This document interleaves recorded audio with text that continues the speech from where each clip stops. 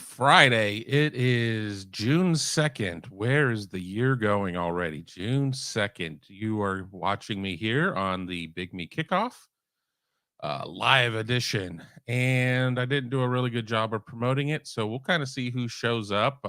Did comment on the Mark Rogers show that I was going to be doing this show, did comment elsewhere that I was going to be doing this show. So expecting some people to show up along the way, but warm day outside here in Columbus. Too late for me to go out and mow the lawn. That's just not going to happen today, but it needs to get done here over the course of this weekend. How has everybody out there been doing? What is going on? What do you all want to talk about? As we kind of promoted on here, we're going to talk a little bit about the week 4 matchup against Notre Dame. We have to kind of wait and see if Michael Campbell shows up, the biggest Notre Dame supporter that I've seen in some of these chats in quite some time. Let me know if you are hearing me, because tried using my soundboard on another show earlier this week and people said, "Oh, I can't hear you." So I want to make sure that the audio is working. Did a firmware update on that. Starting to see some people pop into the show right now, which is good. We'll talk about first being told that it's loud and clear. Thank you. Thank you. El Zabo, good morning to you as well. And we'll see what happens if Michael shows up or not. And what I'll really be interested in too is, we certainly have a couple of Michigan supporters who watch this show. Justin Courtney is one that comes to mind. Antoine is another guy that comes to mind, and see what they're going to say there. I mean, are they going to do the enemy of my enemy is my friend and support Notre Dame there? Are they going to support the conference with the belief that that they can make it three in a row against Ohio State? I'll be curious to see what comes of that if we get to that point. But let's start and talk about the SEC and its decision not to play 9 league games in 2024. With the addition of Texas and Oklahoma, they will become a 16-team conference. Now, I want to get out there and say that right now we're just talking about 2024.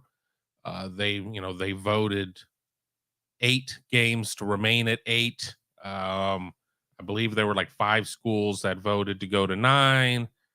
Alabama voted to stay at 8, and that's kind of interesting to me. Even though I don't know if I consider Alabama the banner carrier for the conference right now. I think that has to be Georgia. But why would Nick Saban, with this whole appearance of being impossible to topple and everything else, why would he not vote for 9 games? Why would they still need to have their game against VMI or the Citadel or Tuscaloosa Barber College or whoever the hell it is they play in that game? Now, I understand the economics. I understand if you play 8 conference games, that's 4 and 4, 4 at home, 4 on the road, and that gives you 4 games potentially to play at home. I mean, yeah, home games keep the trains running. They keep everything online. You are able to fund other sports, do all these other things because of those home gates. You don't really get a ton of money as a road team or anything like that. You're not, even if you do like a home and home against a premier opponent, it's not like the payout is you're getting rich off of that. You certainly are not getting rich off of it. I'm trying to find a tweet really quick while I'm filibustering here. So you are not necessarily doing a case of where you're saying, well, but it's because we're playing all these other teams out of conference. There's still this antiquated belief that the SEC is a gauntlet from, game 1 to the final game or whatever that may be.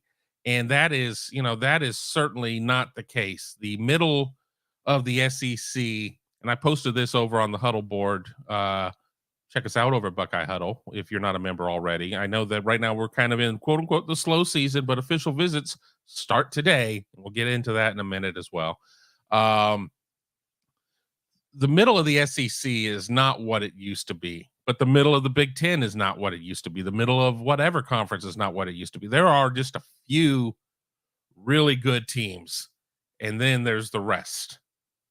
Kind of like the season one on Gilligan's Island, where Professor and Mary Ann were just called and the rest. I mean, that's kind of where we are. There are what, a dozen teams that are really of consequence, 15, and then everything else is just, is just there. That doesn't mean that you can't lose to the ensemble.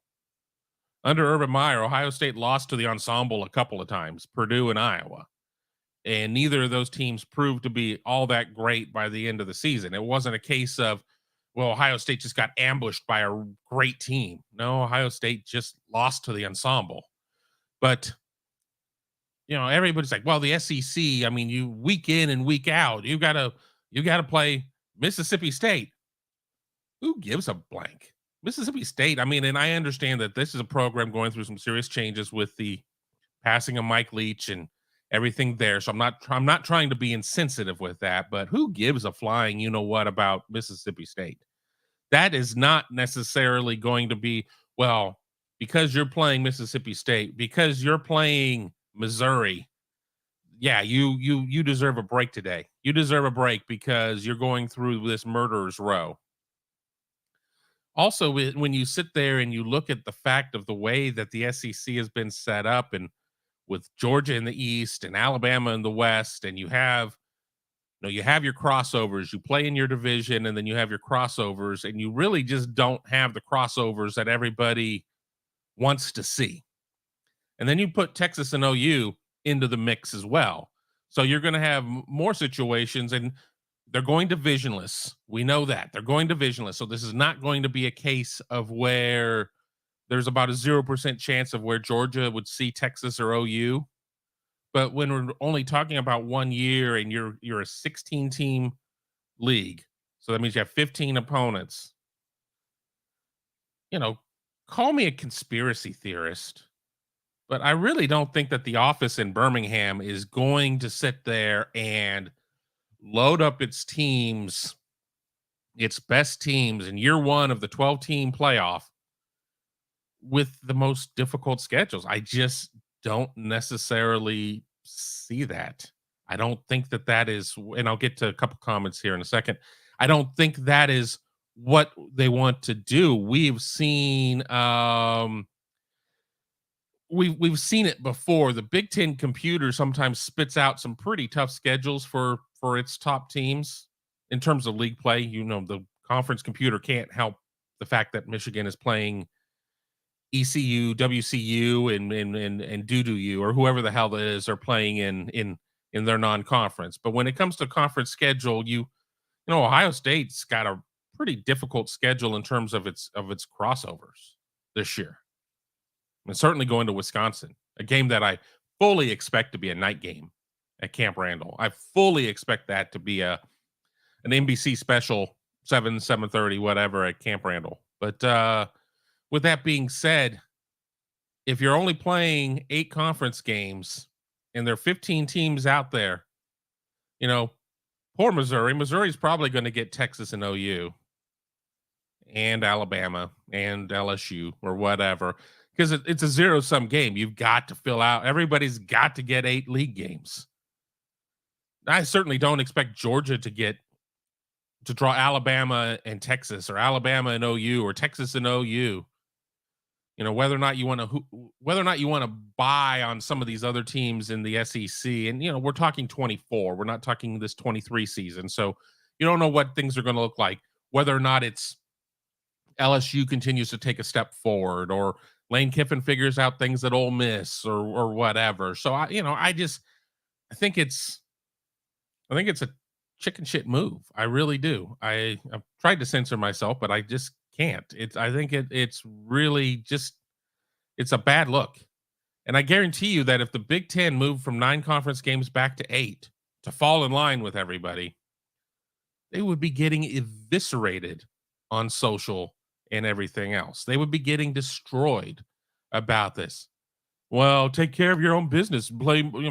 I honestly think that the Big Ten needs to go to 10 league games once it gets to 16 teams. And certainly if it gets to 18, 20, 22, 24, I think you need to play more league games. And I understand. You need to have a minimum amount of games at home to make the books work out. But you know what else makes the books work out? These TV deals.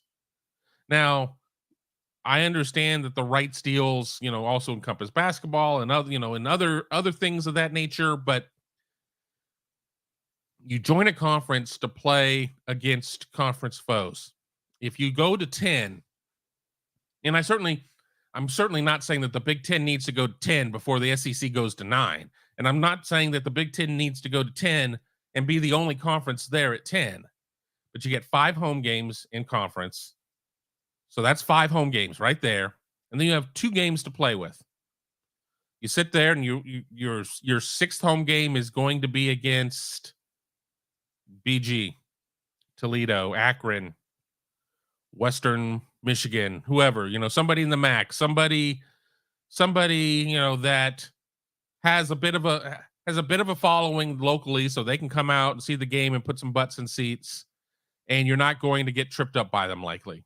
And then you have that last game. If you're playing 10 league games, do we need to see Ohio State and Texas series? Do we need to see Ohio State and Tennessee series? Do we need to see those?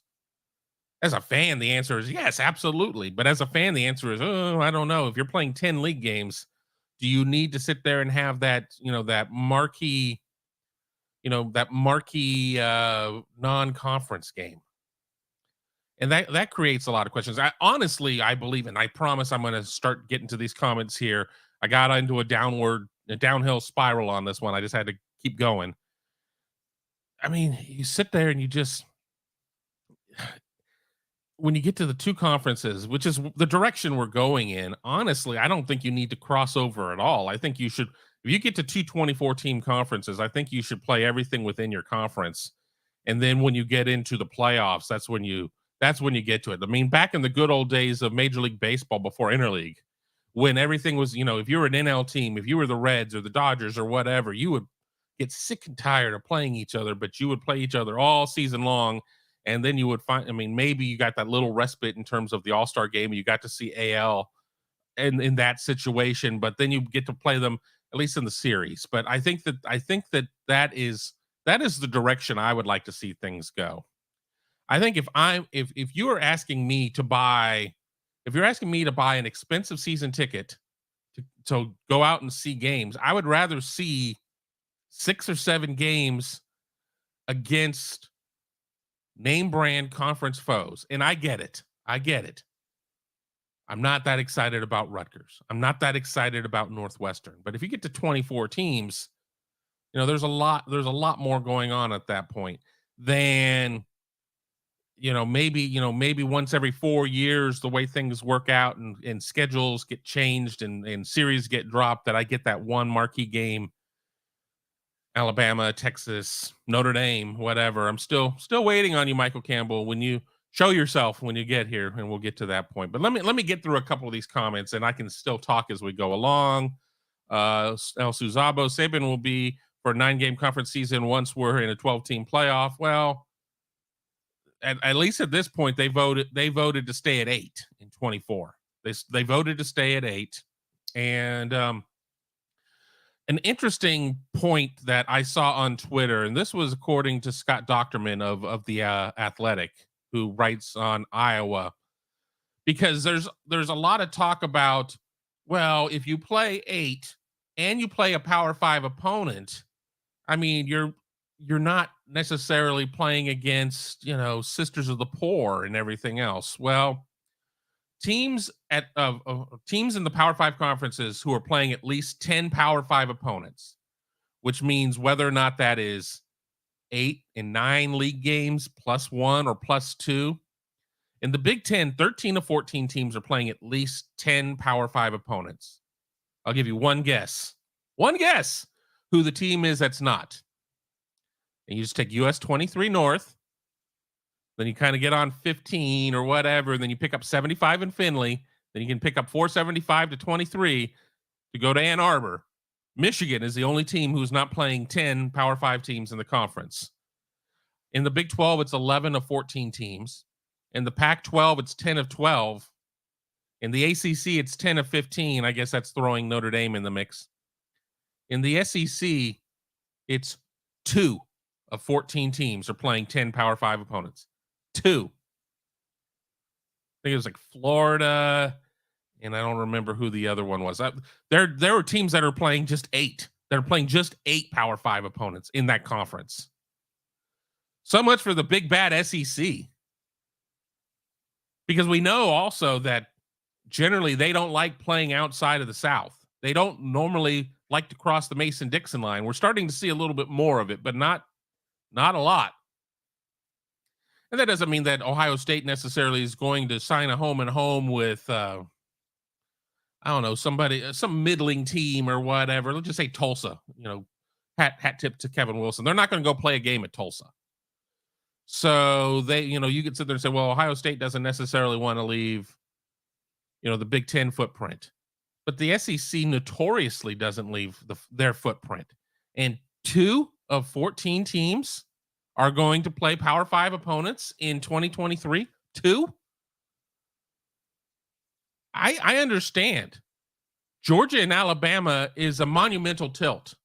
A lot there are games in the SEC that I am going to go through a lot of effort to make sure that I can watch. I am.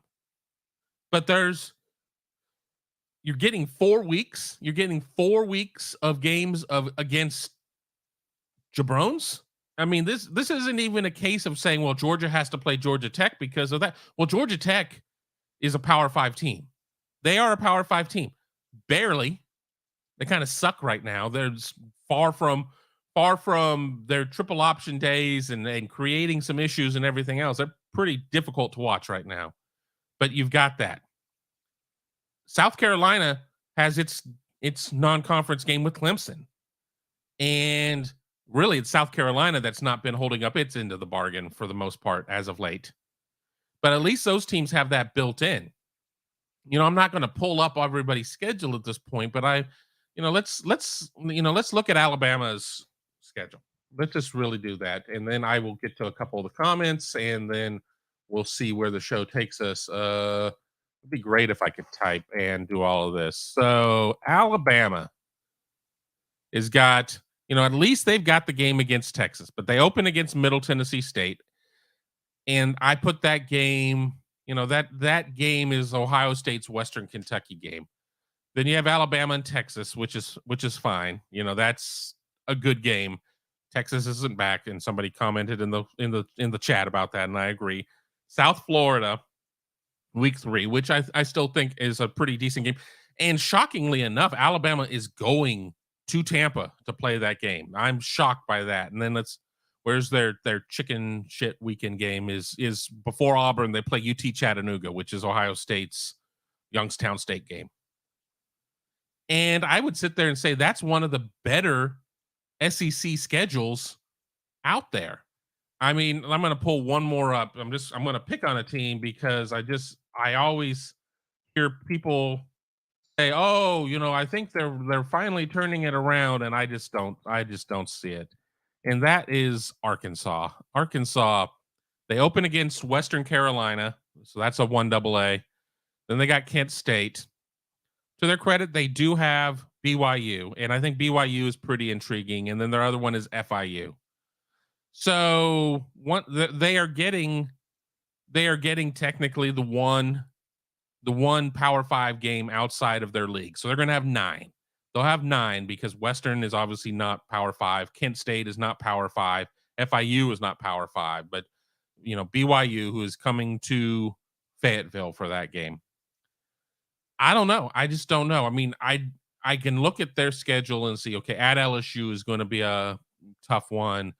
Versus A&M could be a tough one. At Ole Miss could be a tough one. Alabama could be a tough one. Mississippi State, at Florida, Auburn, Missouri. yeah, on face value, that is probably better than just your run of the mill. If I built just a 8 game Big Ten schedule and just said, okay, well, I'm purposely going to make sure that I don't put Ohio State and Michigan on there. And then I'm going to let you play Penn State at home. And we're going to make sure you don't have, I don't know, let's just say Wisconsin. I don't, out of the big wheel of the Big Ten West, I don't know who's going to be any good any year. I really don't. I mean, I've kind of stopped trying to figure that out because you either get a year where it's somebody that you just don't expect, or everybody ends the year 5-4 or 6-3 in league play. But the point being is, I still think it's kind of a it's just a bad look. But the SEC has such a good PR department, and they'll still spin it as we don't need to play these other teams because, again, this look at the run for Arkansas at LSU, home against A&M, at Ole Miss, at Alabama. They certainly pissed somebody off in the scheduling office. Sam Pittman must have said something or whatever. That is a difficult run, and that's coming off of the BYU game. So we'll learn a lot about Arkansas in the month of October for sure, late September into October. But I don't know. Let me get to some of your comments because I have spoken on this topic for about 20 minutes and not come up for air. Troy V, slow season with all the expansion talk, transfer portal talk, and other stuff happening. The slow season is pretty happening. I know, but this is my point. I am not at Ohio State 4 days a week like I normally would be. So that is kind of an issue. I'm not writing 10 stories a week because there's just, the thing is there's just not a ton of stories going on at the moment. Now, this all changes in a week. Ohio State starts its camps. I'm going to be at camp every day along with Mark Givler and Tony Gerdeman. And I think Tom Moore is going to be able to make a couple. I'm going to miss one because of some travel that I had already on the books.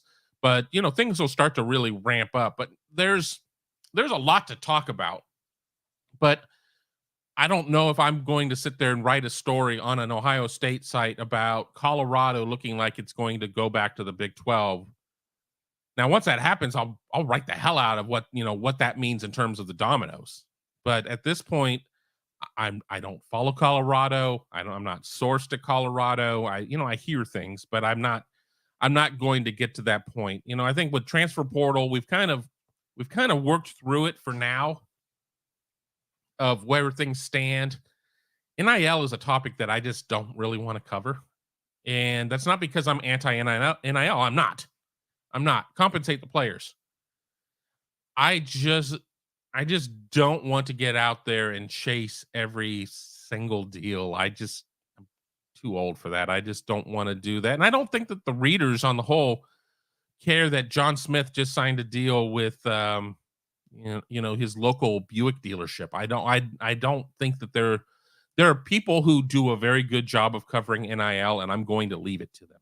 I have no interest in covering that. Now, that doesn't mean that if the foundation or the 1870 group or whatever wants to have an event, and I get an invite to go to it to cover it, that I'm not going to cover it. But I just think that the daily coverage of NIL, nobody really understands NIL, mostly the schools and the athletes. B, I think there's a huge divide in the fan base, and I mean in terms of college football and sports in general, about NIL. It's gone too far. It hasn't gone far enough. It needs to be regulated. It needs this. It needs that. I don't see the upside, and I've been doing this for a long time, covering Ohio State and athletics and everything else, and really haven't had anybody come up to me and it's like, you know what your site really needs? You know what Buckeye Huddle really needs? More NIL coverage. If that happened, well, I would probably have to adjust my strategy. But until then, I'll let the couple of other people out there that are covering NIL handle that. And and we'll talk about barbecue and bourbon or something like that. How about that? Billy Tuesday, following recruiting this year has aged me. Yeah. That's a nice, nice segue from NIL talk because NIL certainly has its hooks into recruiting. But again, I think that if you're recruiting a kid who's 100% solely focused on NIL, you have to examine the reasons why. Now, there certainly are kids that are coming out of really busted circumstances that, need that money to support their families and everything else. But on the whole, I'm going to sit there and say that if a kid is just completely motivated by the money and is willing to forego whether or not it's the education, academically or football wise, forgo a program with a proven track record of developing kids and things like that for short term payouts, is that necessarily the kid that you want to build a program around? Is that the kid that's really going to get you to the promised land? Is that the kid that if an NIL deal falls apart as it's been agreed upon and it just kind of fades away? I mean, do they hold out? Is it a contract dispute? Do they hold out because they didn't get their money? I don't know. I just NIL is so much to wrap my arms around. It's funny. One of my neighbors, and not like literally, but we both lived in Pickerington. Jamie Wood, who played for Ohio State, was in a associate AD role at Ohio State, and part of it was in like compliance NIL, and he just took a job at Texas A&M about a month ago. I need to shoot him a text and kind of ask him how things are going. I mean, I'm not going to ask him any questions about, you know, how the donuts are made or anything else, but these guys that are, these young guys who are now getting into the NIL business from the school side and what they see and how all that is that, I mean, I do find that part fascinating, but I think the parts that I really want to know about are the parts I can't write about, and I'll leave it at that. Odysseus back-to-back night games, probably with Penn State at home being one. Yeah, I mean, here's the thing. Here's the thing with NBC having that night window, that takes the Fox night window off the table. And I say that because of the Fox night window having a conflict with the World Series. And I don't remember when the Penn State game is off the top of my head. That is now gone. So you can still get a marquee game in that night window. So it'll be interesting to see. Now, of course, the skeptics out there, and I love y'all, are going to say, "Oh, Ohio State only plays night games at Penn State. Penn State comes to Ohio State to play a noon game." And they very well could end up being a big noon game. I don't know. I don't know. It's until I have a track record of how picks work for a couple of weeks, I'm really having a hard time getting into predicting networks and kickoff times because I certainly have heard some mixed stories about, does Fox get the first pick like every week? I mean, how does this work out? CBS has got a kind of a split deal this year because it's the last year of SEC and first year of Big Ten. They're not getting their full roster of games. Or there was some horse trading that had to go around to make things work. So I don't know. I think that Ohio State, once all said and done, plays probably about 4 night games this year. I think I put my over under at 3.5. And I would probably take the over, but not by much if that were the case.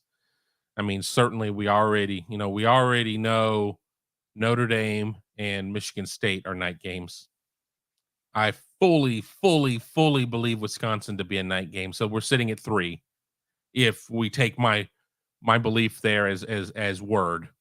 So one more night game pushes it to the over. So my over under is 3.5 on there. Eric, SEC always takes care of the big brands. I agree. I think that we've seen time and time again how with divisions, the crossover games for the best teams generally are just not there. I think it's a situation of like, on ESPN when they have like the draft simulator and it's like it goes through and spits out its results and it's like, Would you like to run this again? I think they just keep running it again until they get what it is they're looking for. I think of the scene from Seinfeld when Kramer and Movie Phone. Why don't you just tell me what you'd like to see? It's why don't you tell me what you would like to play? So I do agree, and of course, there are going to be people who are going to be like, "It's a really small-minded view for you, Kevin, to believe that they're cooking the books." They're cooking the books. I believe it. Eric believes it. I'm sure you believe it too. Here we go. Odysseus saying Texas is not back. We'll see what Quinn Ewers is, and we'll see how patient Arch Manning is. I'm not going to get caught up where, I understand a lot of Ohio State fans are like, well, to hell with that dude. If he didn't want to be here, I hope he completes 0 passes for the rest of his career. I got to meet Quinn. I went out, saw him in South Lake, Texas, watched a workout, had an extended conversation with him. He's a nice enough kid. I want to see him do well. I don't want to see him win a national championship. I would like to see the team I cover win a national championship. That's a lot of fun. And that also means a lot of subscriptions to Buckeye Huddle. So I was so excited my voice cracked there. That means a lot of subscriptions to Buckeye Huddle. We'll see. We'll see what Texas looks like without Bijan Robinson. We'll see what Texas looks like without a couple of these other guys. But I don't know. I think the biggest dividing line there is Sark the guy? Is Sarkisian the guy? Can he get it done? He looked really good when he had the talent at Alabama. He doesn't necessarily have that talent at Texas, but don't start shedding tears for him. He still has a very talented team. I will be interested to see, let me put my tinfoil hat back on. How many calls Texas gets this year? 50-50 calls with them on the way out the door of the Big 12. Oklahoma, too. Oh, no, we would never do anything to ruin the sanctity of the game. We would never have that happen. Okay. I just watch. Just watch. I tend to think that 50-50 calls are not going to go 50-50 in Texas' favor. But Odysseus saying Ewers looked average against Washington. Ancient history. I don't even remember that game, if we're being quite honest. Again, he hasn't played a lot of football. He, obviously got to play last year, got hurt, but came back, played more. But he's not, he's not some grizzled veteran. And I don't know. Let me scroll down a little bit more. Yakov, how you doing, Yakov? Kyle McCord is a 2024 first-round pick. Have the Buckeyes won the national championship? I think Kyle McCord could go out and if Kyle McCord has a CJ Stroud year one, remember Stroud started 2 years at Ohio State. If he has a year one, and I'm not necessarily saying that it's mirrored in the fact of that he comes out and maybe is a little off against Minnesota in week 1, which was, with Stroud's schedule, and then had to sit out a game due to injury against Akron. But if the numbers come out of there being similar, I don't know if they have to win a national championship for him to go to the league. I think that it's a case of, McCord certainly has, sat the number of years. He's certainly draft eligible at that point, is able to do all of that. Historically, we've seen that 1-year starters don't translate well into the National Football League. There's also going to be a lot of pressure from the room to, all right, let's cycle through. I guarantee you that if Kyle McCord comes out and has a CJ Stroud year 1, the coaches aren't going to be like, oh, well, that was good. Thank you for your service. I'd probably like to see what he could do there. Now, what does that mean for Devin Brown? I'm not going to put words in the kid's mouth, but that probably isn't good.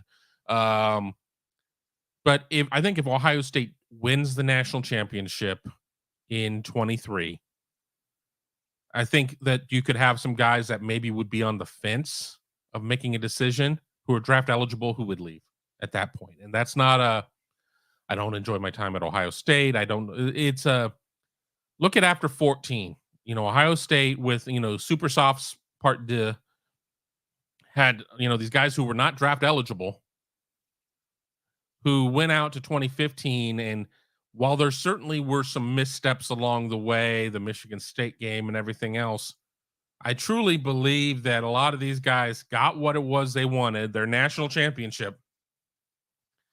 And while they weren't mailing it in, maybe they weren't as hungry. Maybe they weren't as hungry. That 2015 team coulda, woulda, shoulda. Coulda, woulda, shoulda. Absolutely. So, in some ways, it is not a bad thing to have the churn if that's going to be the case. And we've also certainly seen players that come back for another year and then they lose a lot of draft stock for whatever reason. If you're coming out and you're projected as a first rounder, like legitimately, not some third uncle in your ear or some sketchy street agent, and you're projected as a first rounder, you need to take that seriously. I mean, that's life-changing money being a first round pick. That's life-changing money. Even at pick 31. That's life-changing money. Maybe not if you're like Bronny James or something like that, but you know what I'm saying. So that's my thought on that, Yakov. I'm gonna keep scrolling. I still want to see if I'm seeing if Antoine just showed up. I want to see if my guy Michael Campbell shows up or not to talk about that. But Drowsy Dragon, Marv is winning the Heisman this season. I will admit, and see if I can get to it quickly, that I did put a couple of dollars on that one just for the hell of it. I don't want to fight with my phone. I think I got it like 30-1. So here's the thing. When was the last time a wide receiver won the Heisman? I think that everybody's going to sit there and say, when there's a returning Heisman winner, well, is he gonna be the next guy since the only guy since Archie to win two? Just doesn't normally work out that way. But I mean, there's still Drake May. There's still there's still a lot of guys out there. I think that Marv was robbed of the Bolitnikoff last year, excuse me, and I think he's going to come out with a with a passion and a focus. Does he win the Heisman? I don't know. I think he's certainly capable. I think he certainly puts up another year where he kind of builds on last year, where Ohio State doesn't necessarily have the JSN will he won't he thing going on. It's like, okay, Marv is the one. We know this. We're coming into the season knowing this. Midway point of the season, we know this. End of the season, we know this. He's the one.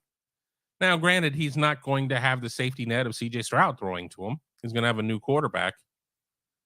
But Kyle McCord and Devin Brown are both more than capable.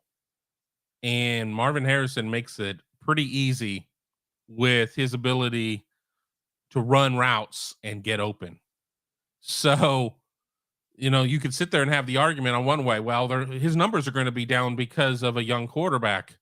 Or you could sit there and say his numbers could be up because he might be the guy that is always open. And people are going to be like, well, yeah, but then you bracket him and you do this. Well, then you do that for a little bit and you target a Mecca or somebody like that, and you make them make decisions. So I don't know, Drowsy. I like the bet.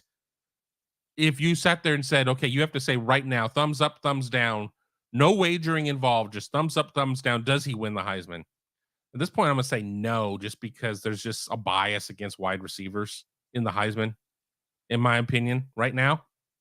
So I just need to see more. But that is not a slight on Marv's ability to win it. That is more of my lack of faith in Heisman voters to make this anything other than a quarterback award. So that's my view on it.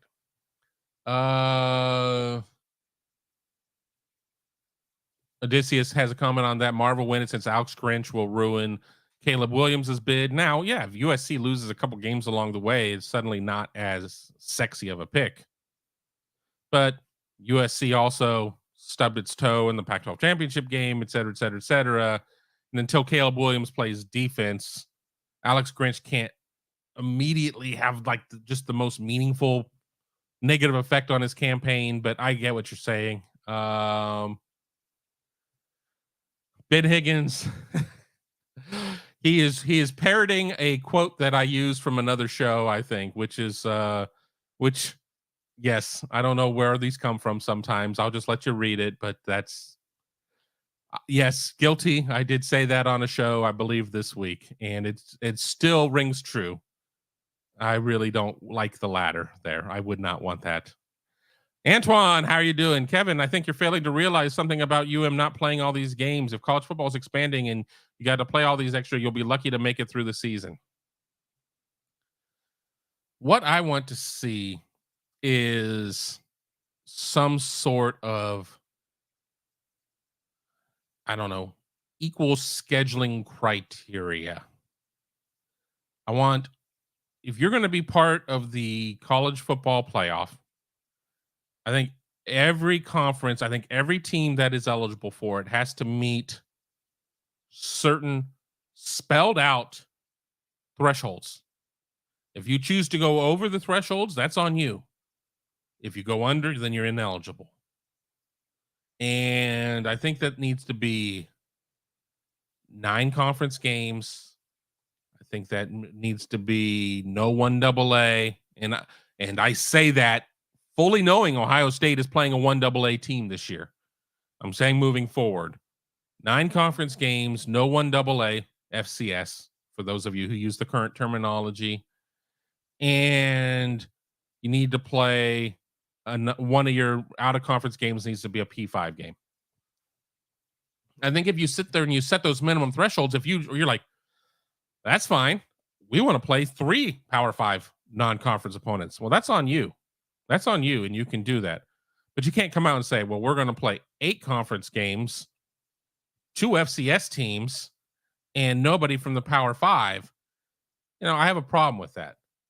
But we don't have standardized guidelines. We don't have something that has come out. The College Football Playoff Committee does 2 things. It picks the teams to play in that field and has delicious, fantastic meals in Grapevine, Texas when they sit there and spend those selection days there. That's it. They do not really set any criteria. And I think that this needs to be done. I think the adults in the room need to sit there and say, all right, we're going to 12 teams.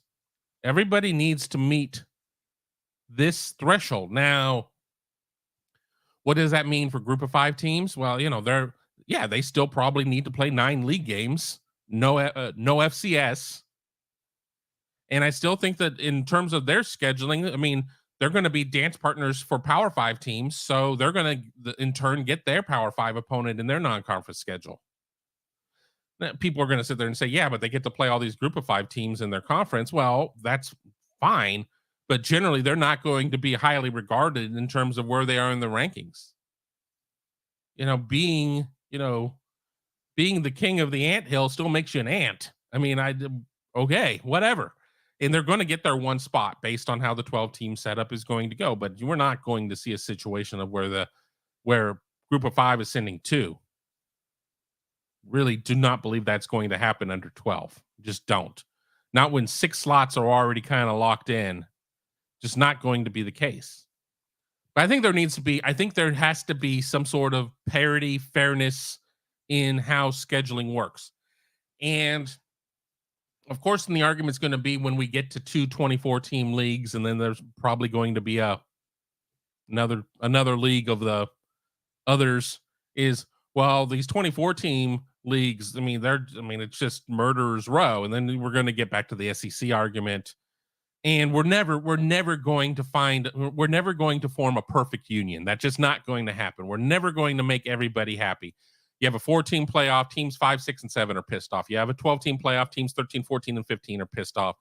You sit there and you bring in your 6 conference champions and everything else. Well, that 7th conference that has a champion that's sitting at 8-0 in its league is going to be pissed off because it never got its opportunity. And even with all of that, and we're going to see that team go and get probably whacked in the playoff, but just how it's going to work out. Antoine has a couple more here in a chain. It's already tough enough to make it through the season with a regular schedule. Michigan is just ahead of the curve. Because when we start getting to 17 games, most teams ain't going to make it. Well, I've already kind of stated my point of I don't like the schedule of, and I don't know their schedule off. I know ECU is the opener. I know that one. But whatever it is, ECU, Hawaii, UConn, whatever. It's you don't get that in the NFL. Sure, there were years where playing Jacksonville, you could sit there and say, well, that was almost a bye or whatever. But there's not a situation in the NFL of where you're going down and you're playing against some church rec league in terms of of a 1AA team to just try and play through the string. We're either in this to play or we're in this not to play. It's got to be. This is very binary. The light is on or the light is off. You can't sit. It's not on a dimmer switch. You can't sit there and say, well, only 2 teams are going to play 17. Only 2 teams. 130 whatever teams are not going to play 17. A lot of teams are going to play 13, and that's it. Only 12, or I guess you have conference championships too, I guess. But still, the math, don't make me do math. But the point is that 85, 90%, 92%, whatever, is not going to play 14 games, 15 games, 16 games, 17 games. That's just not going to be the case. And if in order to get there, you have to play 3 cupcakes, and this is not me vilifying Michigan. This is me vilifying the strategy. So let's make sure that we, that this is, oh, there goes Noon again, just crapping on Michigan. No, I'm not. This time, I'm not. I just don't like the strategy of the 3 jabroni games. I just don't like it. And I understand. I mean, I'm pulling this up right now, football schedule. I understand that Ohio State changed its 2024 football schedule because of the way things are going to work out. And let's be honest, it's not going to be great with, Southern Miss and Western Michigan or whatever, but at least there I'm not seeing Youngstown State, which is more of a slight to what Ohio State has this year again when you're having to juggle schedules. I think playing less football to determine a champion is kind of a crappy cop-out. And I think we need to see minimum standards. If we have to sit there and if we determine 17 games for 2 teams is too many to play, we gotta figure it out. I just don't. A freak injury could happen walking to class. You could slip in the oval, hit your head. You could trip down the stairs in your apartment. You could, have something fall out of the top of your closet and hit you on the head. I mean, injuries could happen at any given point. It could happen against, the lowest ranked FCS team, or it could happen against the highest ranked FBS team. It happens. I mean, I'm for player safety. I am for a lot of things like that. But what I'm not for is cheapening the game. And this isn't a case of, well, we're providing opportunity and much needed resources to these lesser schools that we're playing. No, you're just really not wanting to play anybody that week.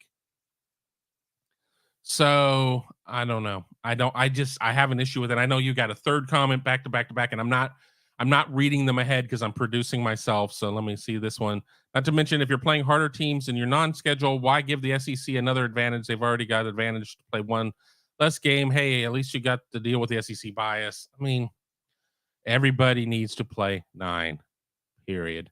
And I think that if we see conferences get up to 20 plus teams, I think they need to play 10.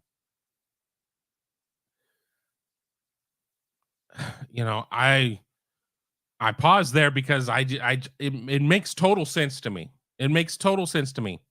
I don't have to balance the books. I don't have to make anybody happy with that. But if you can play 9, you can play 10. Playing 8 is not the way to do it. It is a half-ass chicken shit move. I just don't like it. I don't like it. And we're here at almost 50 minutes, and I've yet to see if my guy Michael is here, or we've yet to talk about Notre Dame. We will get to that, I promise. Let me try and scroll through some things here. If I miss your questions, I'm sorry. I'm just trying to get caught up here. Peaceland. Anyone can other than me concerned with lack of defensive recruiting commits for 23? Here's the thing with recruiting. You're stuck with when kids announce. It just so happens a lot of offensive players have committed. A lot of the guys that Ohio State is recruiting on defense just have not announced at this point. It's not if Ohio State, let's say they had 50 players on their defensive board, between all the positions on defense, and these are the guys that we really like and the only guys that we're going to pursue, and 38 of them were already off the board. Panic at the disco. I mean, it's time to worry. But it's not like a lot of guys at Ohio State, like, that legitimately really is after, are off the board. Now, that doesn't necessarily mean that I look at the schedule or I look at the recruiting class, I'm like, "Oh, don't worry about it." Yeah, I think that there's always gonna be a measure of worry. I think everybody can go back to last year and where everybody thought Ohio State might be with, like, Damon Wilson and guys like that, and they kind of whiff because you're recruiting guys on the South against the South into the very end of recruiting, and Ohio State probably didn't have as good of an NIL plan then as it does now. And I'm not saying that its NIL plan is perfect by any means this stretch, but I certainly think they've taken some steps forward. This month of June, with all of the officials, I think is very important. And then you get into July, and a lot of guys want to decide before the start of their senior season. So if we fast forward 8 weeks and Ohio State is sitting with 5 defensive commits, I'll be the first to admit, like, what's going on? What I don't understand why this is happening. But you could even still at that point be kind of in the same situation if a lot of your main targets are like, I'm going to decide in December. I'm going to announce at an All-Star game. Then you got to sit and kind of wait. But at some point, you have to make sure that you are not left with all of your eggs in the wrong baskets at that point. But corner's going to fill in just fine. Bryce West, Aaron Scott, guys like that, Ryan Nichols. I think safety's going to be just fine. I think that they're going to get Jaden Jackson out of IMG, the defensive tackle. What does edge look like? I'm not. Again, I should probably do one of these, and I may do one here in a week or two with like Alex or with Mark, and a little bit more recruiting centric because I was on Southern Swing for 2 weeks and certainly know all the names and everything else, but I don't follow these things as closely as I used to. I've got so many other duties that I don't know what's happening day to day. But at this point, I'm not overly concerned. But I think that there should be the undercurrents of some concern. And anybody who doesn't recognize that it's like the class is like 90% offense and 10% defense needs to recognize it at this point of where it is, and that the defensive recruiting, they need to start landing some kids, but more so than that, you got to hold on to them and get to signing day. I use Jonte Gilbert, the 25 commit, as a perfect example. Ohio State lands a commit from him.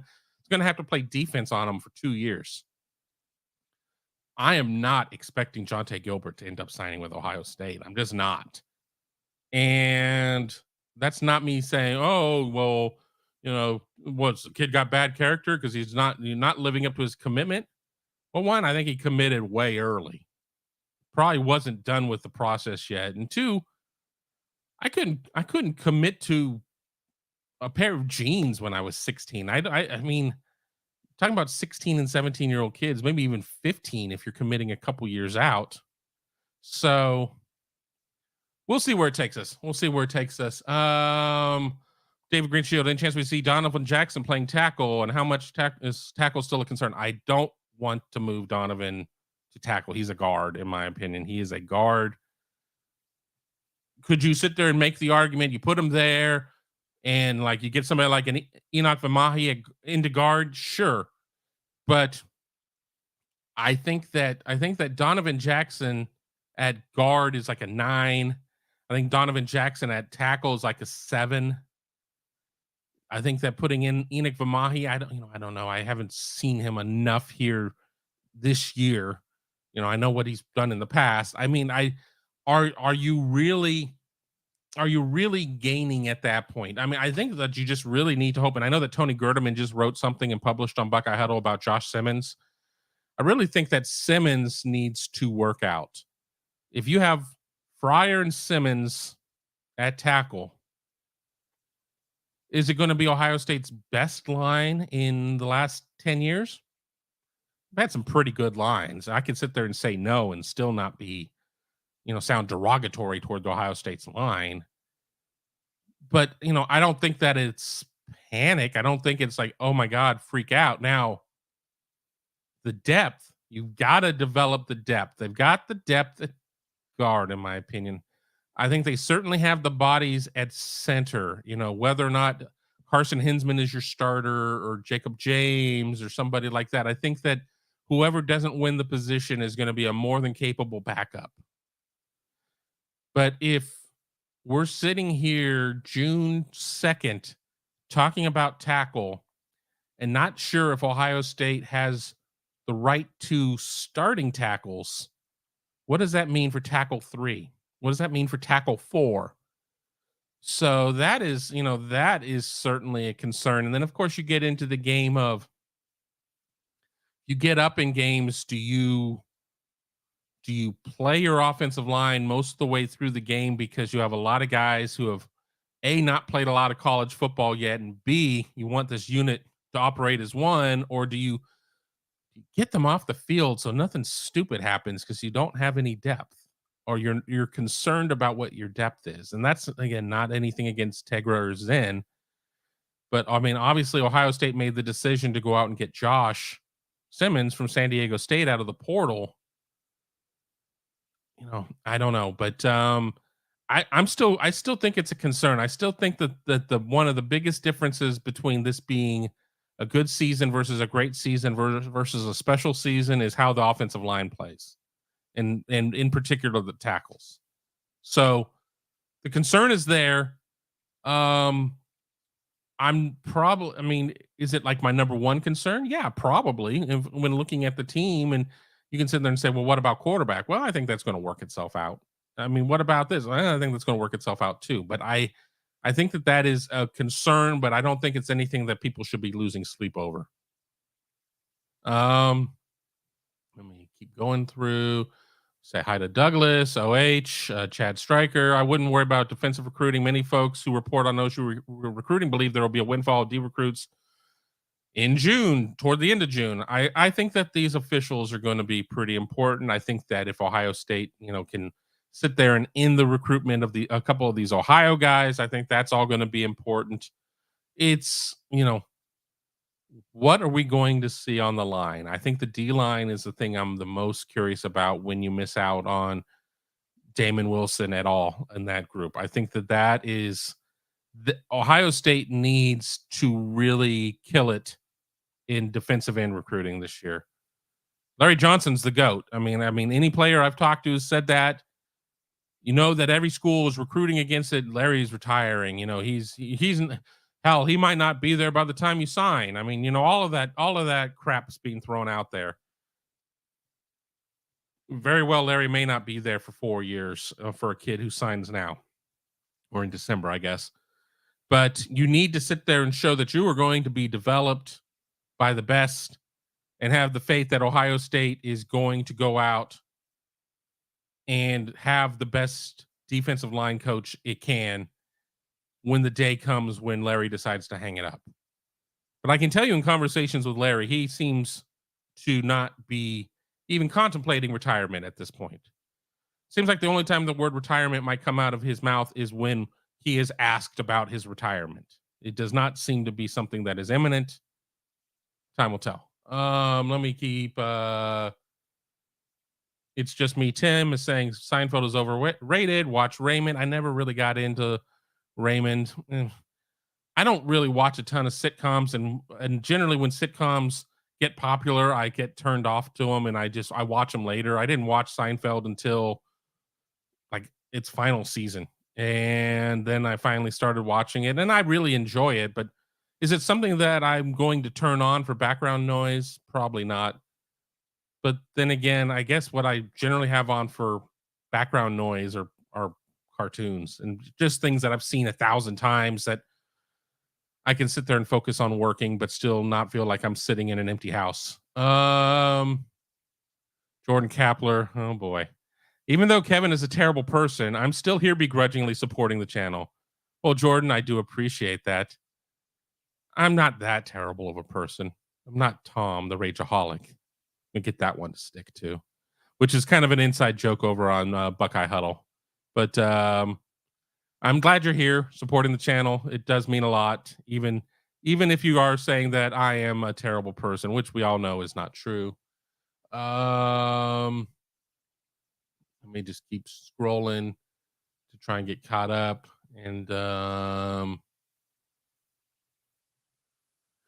even McCord has a good year. That may mean they learned a lot on the run game. I'm interested to see. I mean, Ohio State's got 5 backs. 5 backs when you sit there and you have Chip, Mayan, Trevion, Dallin, and Evan. How they split the carries. I mean, honestly, Dallin and Evan might have to find some unique ways, pass catchers and things like that out of the out on a wheel or something like that, because it sounds like the big 3 are going to be the guys, provided everybody's healthy. Let's not sit there and say, well, five running backs, how could anything go wrong? Well, we saw last year. But I think, what is the impact of a more willing runner, whether it be Kyle or Devin? That's not me saying that either of them are like the best runner, that they're Lamar Jackson or anything like that. They're not. They're not Lamar Jackson. Lamar Jackson is Lamar Jackson. But they're more willing runners. They're more willing to do it. And again, there's a real negative, connotation there that's like, well, what? CJ wasn't willing? Was he, was he soft? Was he arrogant? No, it just wasn't part of his game. I think it's more part of the game of these guys. What is, what is that impact, the running quarterback impact on everything? What does that do for the running game, for the running backs? What does that do in terms of the passing game? What does that do for, read options? I mean, I'm very curious. I think that's one of the things I'm most interested in seeing. And I'm kind of glad that Ohio State opens on the road in conference against Indiana, because I don't think Ohio State's going to be able to just come out and just say, here's our base, here's our vanilla, stop us if you can. Youngstown State, Western Kentucky. Ohio State's going to have to come out against a team that plays Ohio State on a yearly basis, has Ohio State very well scouted.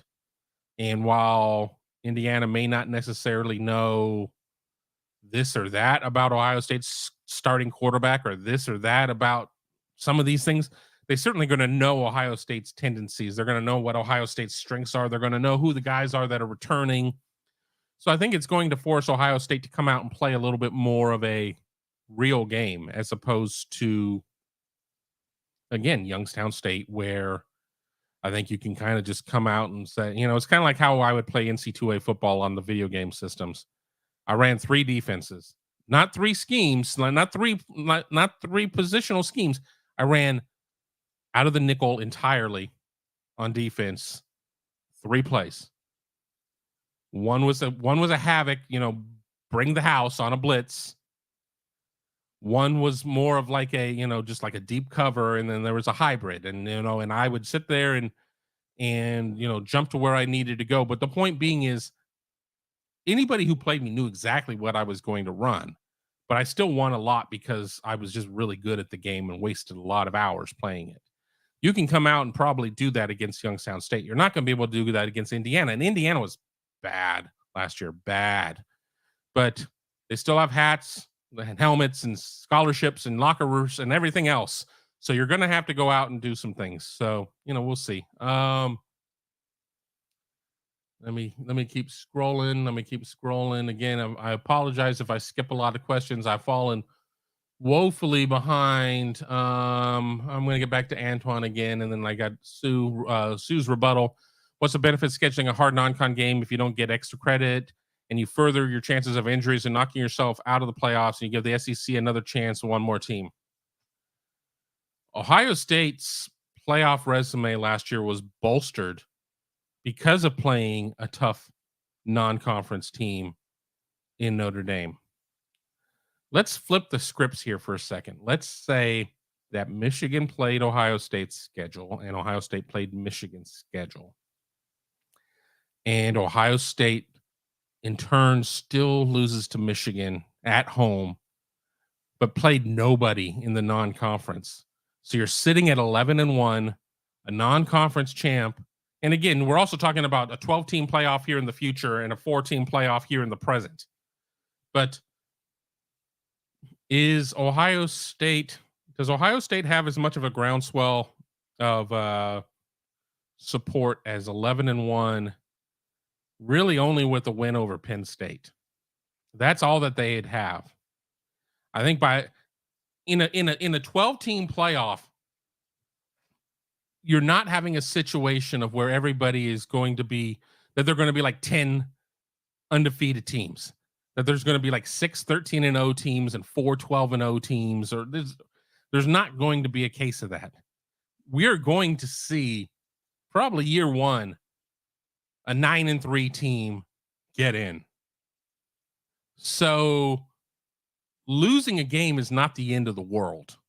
Losing to the wrong team could be, losing at the wrong time could be, but losing a game is not the end of the world.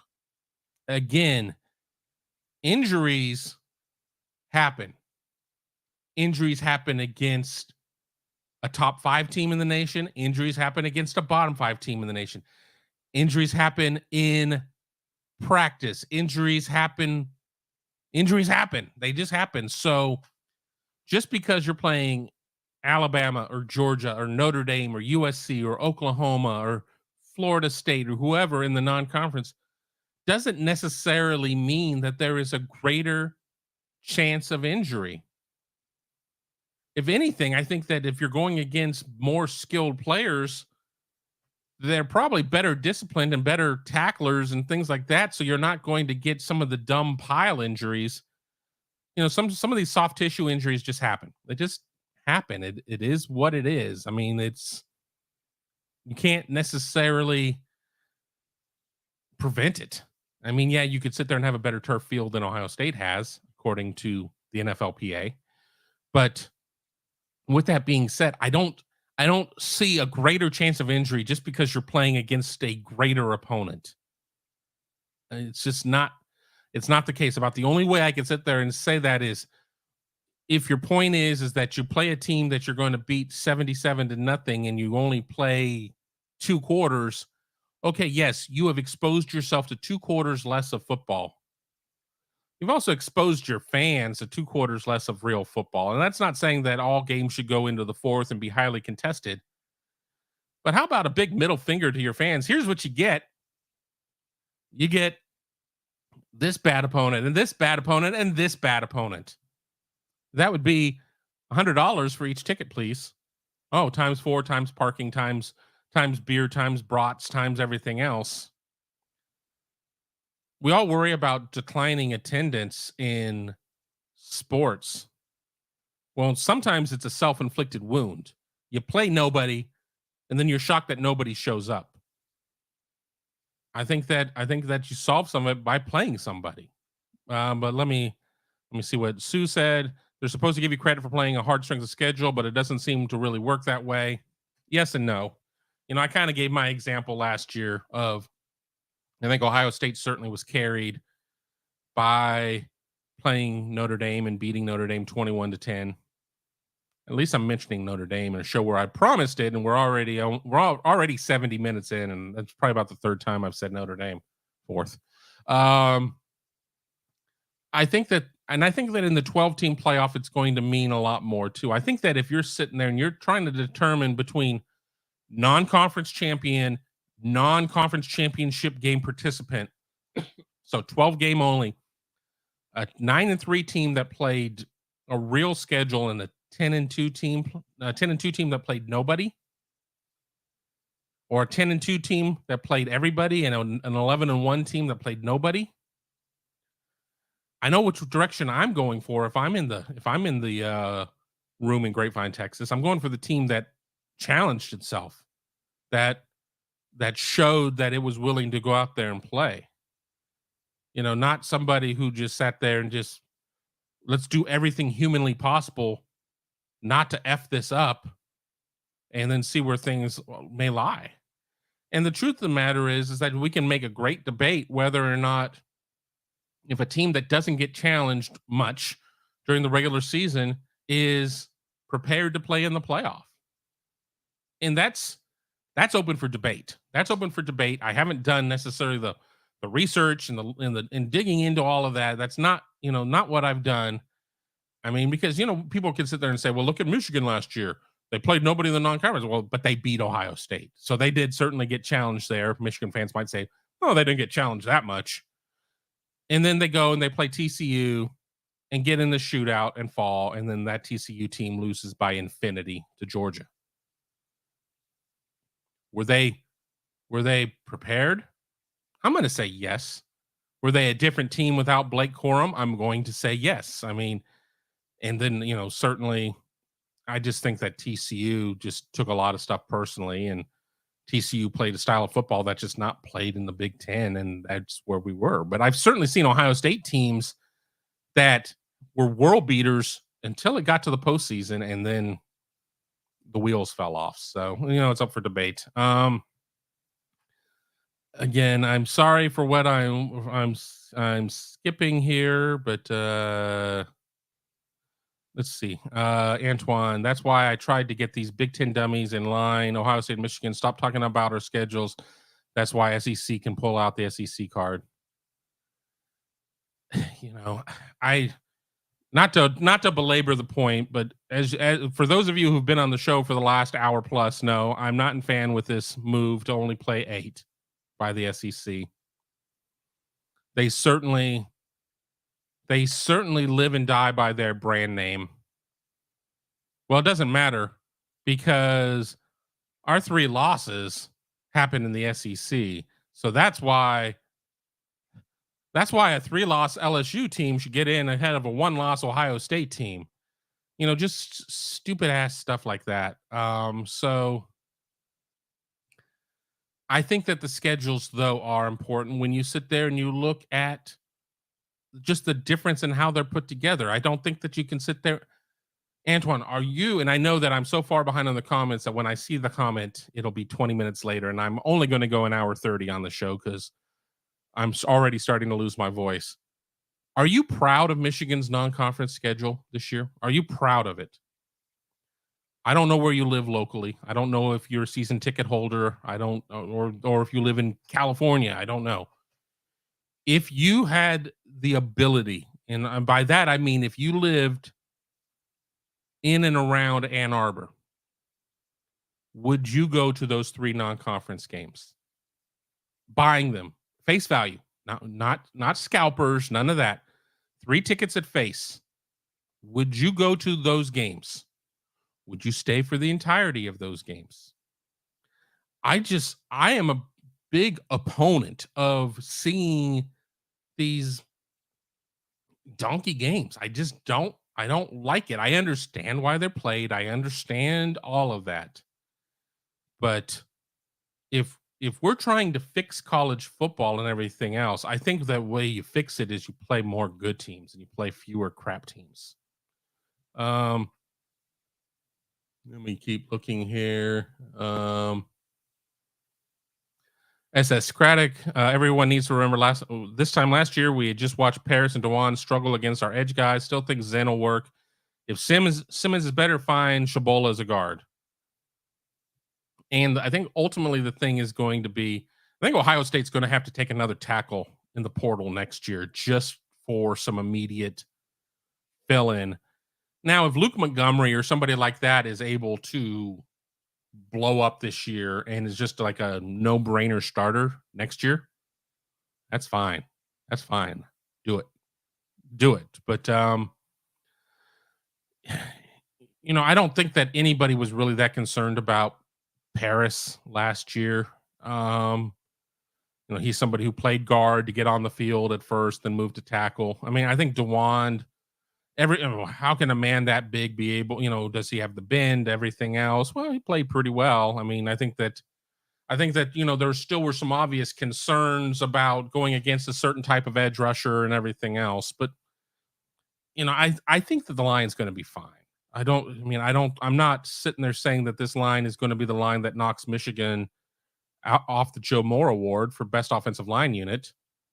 But I think if this line is functional, if it's functional, this is still going to be a really good team. If it's functional plus, it could be a really good team. And if it ends up being like a really good line, then you just have to worry about, right, how do we just keep this team focused? Because with the pieces that it's returning in a lot of positions, I like where they're at. Jordan Kapler, Cheers or Frazier?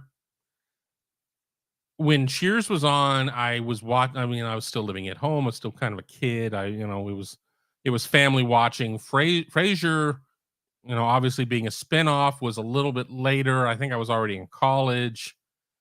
It was the more intellectual show, but I didn't watch a lot of sitcoms in college. I didn't watch a lot of TV in college. Watch sports. And then in my fraternity house, we all watched one soap opera because one of the sororities would come over every so often and watch it with us. So we would watch, but I didn't watch it. There wasn't a lot of appointment viewing. I didn't have a TV in my room, and I mean in my fraternity house. I don't think I ever had a TV in college.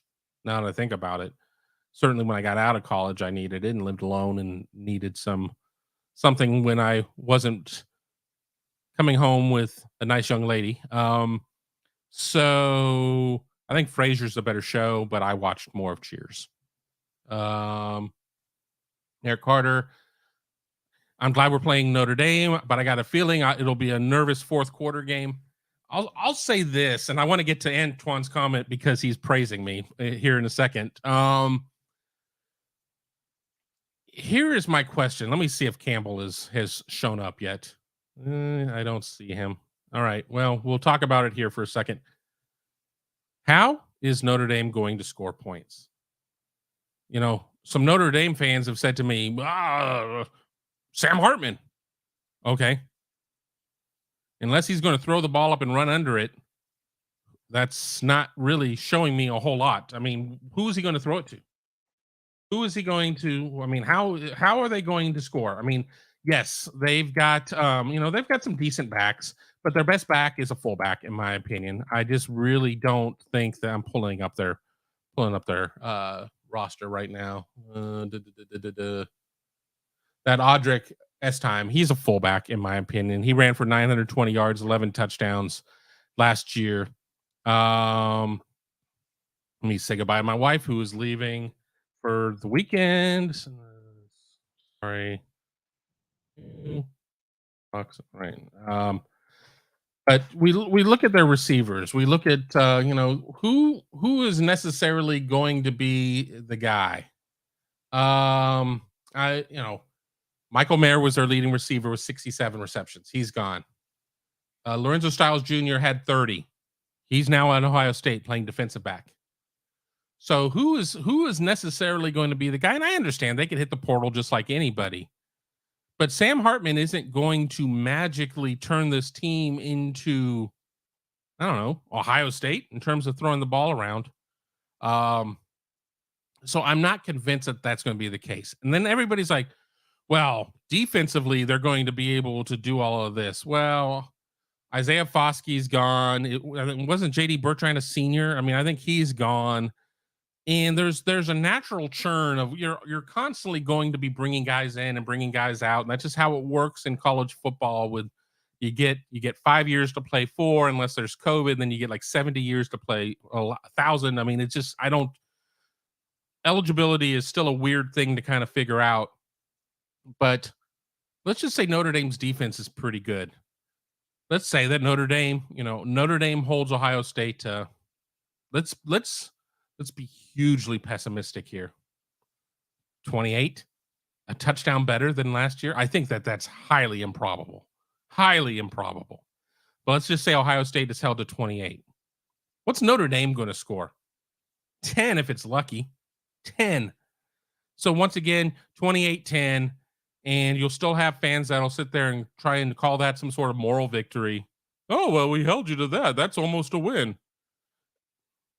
I don't see it. I really think that Ohio State is going to be able to protect its quarterback, Kyle McCord or Devin Brown. I'm not willing to name one or the other yet until we don't know until we know. I think Ohio State's going to be able to run a little bit better than it did in the opener. I think Ohio State's certainly going to be more aware of its deficiency of running the ball in big games.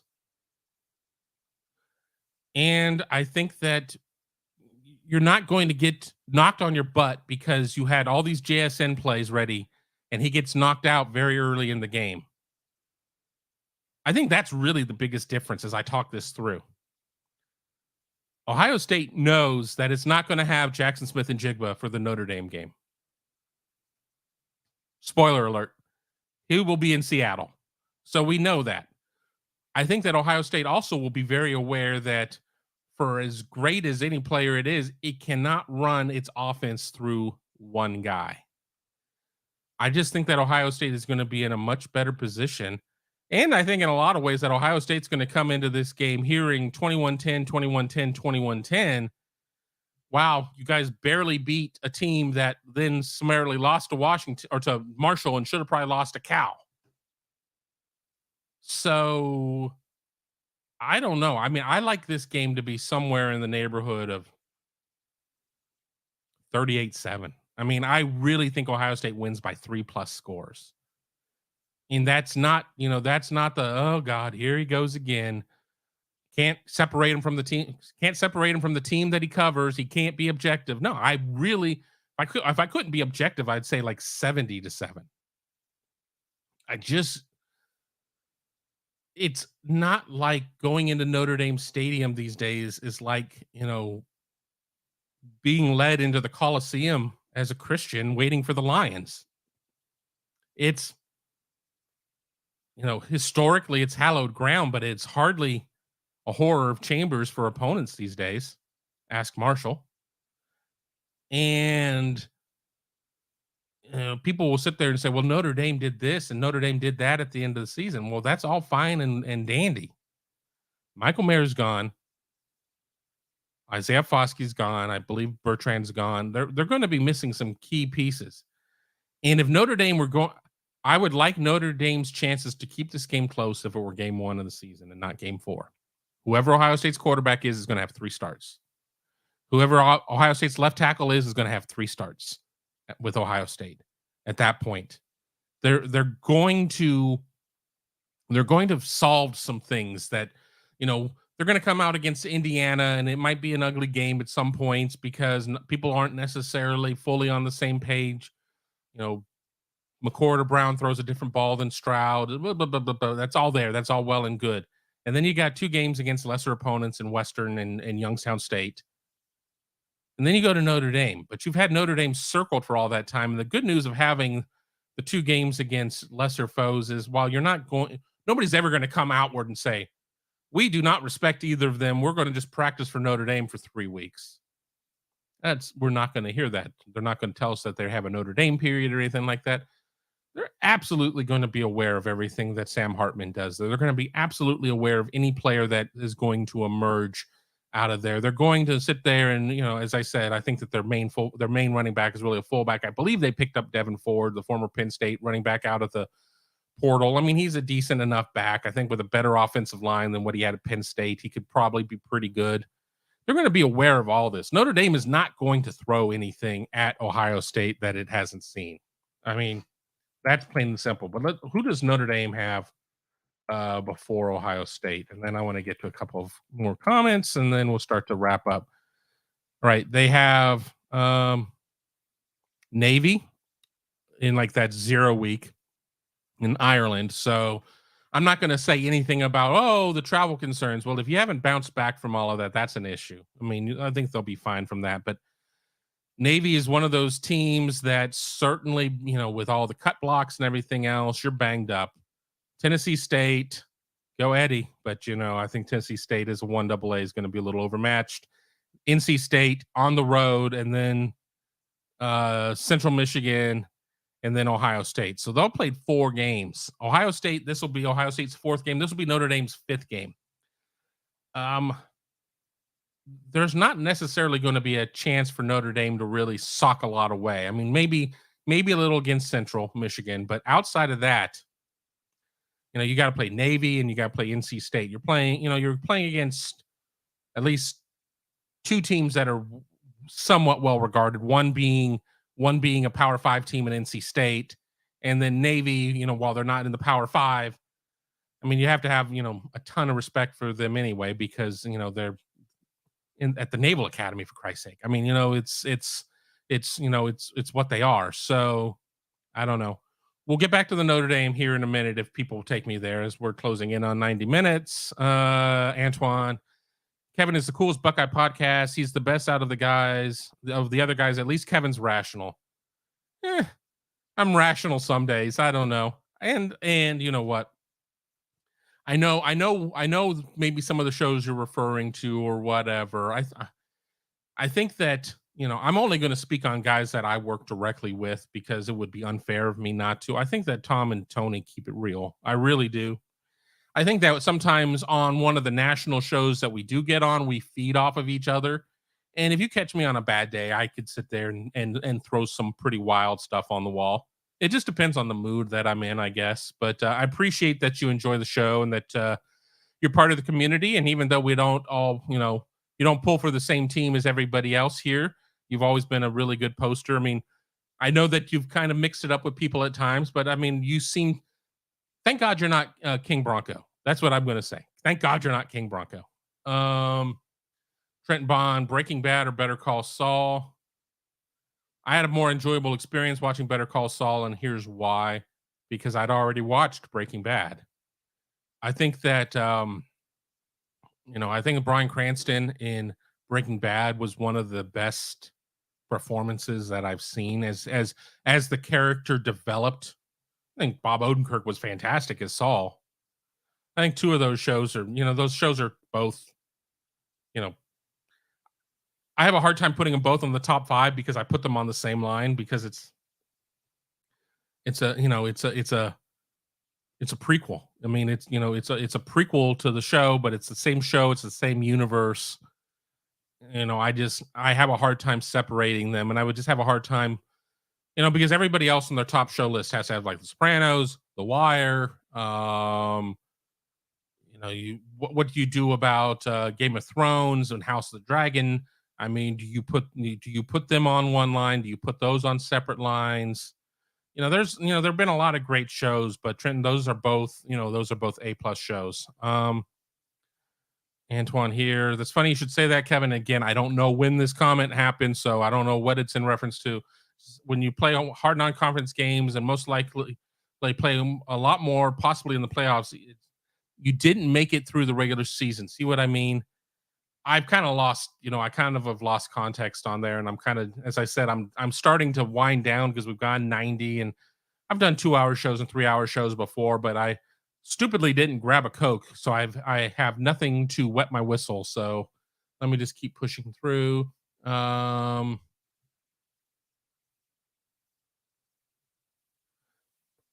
right. See, Antoine wanted me to talk Notre Dame. You see, Odysseus talking on there too. All right, here's Justin. Why are OSU beat writers and fans so arrogant? Does Notre Dame have a shot? Notre Dame is better than last year, and we're a competent quarterback away from beating OSU, and they have that now, along with a good OL and DL. Let me start with the first comment. I don't think that it's a case of OSU beat writers being arrogant. Ohio State beat writers don't cover a lot of losses. What is a bad season for Ohio State?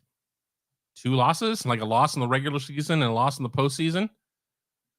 I covered 1 bad year since I've covered this team, and that was 2011. Ohio State went 6-6 in the regular season, went to Florida went and played Florida in the Tax Slayer Gator Bowl and lost, so went 6-7. Those 7 losses, I mean, I have a hard time of thinking of 7 losses, the last 7 losses that Ohio State has had. So you kind of get used to this, and you cover a team that really shows a lot of invulnerability, and there you go. I think that OSU fans are in the same position seeing that, but they're in a much different position because they're fans. They have free license to cheer and everything else. They're spending their hard-earned money to buy hats and shirts and pennants and tickets and everything else, and donating to NIL collectives. Now, Notre Dame was not a competent quarterback away from winning that game. There were a lot of issues in that game. I mean, and if we're going to sit there and say one thing away, and Ohio State was a Jackson Smith and Jigba away from winning that game 42-10. Notre Dame doesn't have a full complement of receivers. They just don't. Michael Mayer is gone. Who are they going to throw the ball to? You can sit there. I mean, they could have plenty of guys who are capable of catching a ball. Will these guys be able to get open? Will these guys be able to get separation? Will these guys be able to catch back shoulder fades and things like that? I don't know. From what I've seen so far, I'm not overly impressed with their roster. Notre Dame's offensive line may not be as good as people are trying to say it is. I've just had that told to me by some Notre Dame people I know. So let's take that for what it's worth. And their all-world edge, Isaiah Foskey, did diddly squat against Ohio State. So why? And I'm going to scroll to the bottom so we're current, because now we're talking Notre Dame. And I'll do this for 15 minutes. 15 minutes of Notre Dame talk, and then I'm out of here. Why is Notre Dame going to beat Ohio State, Justin? Why? This is a question I posed to Justin Campbell on the Mark Rogers Show. Why? How does this happen? How does this happen? What evidence, not conjecture, what evidence can you show me to lead me to believe that Notre Dame wins this game? That Notre Dame plays Ohio State within 10? What evidence? First time, long time, I'll hang up and listen. So let me scroll here to the bottom. We got a lot of stuff here. Well, I'll just kind of wait and see. Wow, Elijah right there. Who's going to get open for ND? I don't know. Again, did they have a spring game? I didn't watch it or anything like that. So I don't know. I know what I see on their roster. And just, I will use a perfect example. Just because I don't know you doesn't mean that you're not capable. Michigan has had a lot of receivers that I don't know who the hell they are. They've made big plays in the last couple of years. So that doesn't necessarily mean that if I don't know who you are, that you are instantly bad. But with that being said, Notre Dame's supposed to be recruiting nationally. I mean, Notre Dame does have a tremendous true freshman receiver that Ohio State kicked the tires on out of California. I believe he was out of Folsom. But, okay, do you trot him out there as a true freshman? Sure, the game's at home, but you're playing against Ohio State. And while Ohio State is this, that, and the other, and people may say that the secondary isn't where it needs to be, this is going to really be your first big test. Navy doesn't throw the ball. Tennessee State probably is just not going to be able to throw the ball. NC State, I mean, obviously is taking a bit of a hit. I don't know what Central's got, but Ohio State, this is going to be a huge baptism by fire for Notre Dame's receivers. Notre Dame is not in a position of where it just is plug and play. Notre Dame has got a second-year head coach, a first year within the system offensive coordinator after losing Tommy Rees. And if we're being completely honest, that might be addition by subtraction. That might be addition by subtraction, getting rid of Tommy Rees. Let me hit my super chat from Antoine. Said it, Kevin. Go Blue. Maybe one of the rare times you hear me drop those two words together, unless we're talking about the Dodgers. But thank you for the super chat. You know the rules. You throw out the super chat. You go to the head of the line. Antoine is a great viewer and a great human being, and appreciate it. But let's get back to it. I even lost my thought, and I see that Justin has jumped in. So let me get in here with that. Easy. DL beats OSU's new OL. All right, we'll start there. How are we so convinced that Notre Dame's DL is going to do that? We'll let's just say, for the sake of argument, that this year's Notre Dame defensive line is better than last year's without Foskey. I mean, last year, Isaiah Foskey was supposed to terrorize CJ Stroud, and that didn't happen. Granted, you had DeJuan Jones and Paris Johnson at tackle. Are we talking about this defensive line beating it as that they speed up Ohio State's quarterback? Are we saying what they're going to get, like 10 sacks? They're not getting 10 sacks. They're just not happening. I mean, I certainly remember games where players have terrorized Ohio State's tackles in bad situations. Ohio State made Taco Charlton a lot of money. I know that for a fact. So, and Justin saying it's not far-fetched. Whatever. We'll agree to disagree. All right. Notre Dame's offensive line holds up. Entirely possible. I think Ohio State's defensive line is going to be significantly better in terms of, I think we're going to see more pairings of Tuimoloau and Sawyer out there. I think we're going to see a good mixture.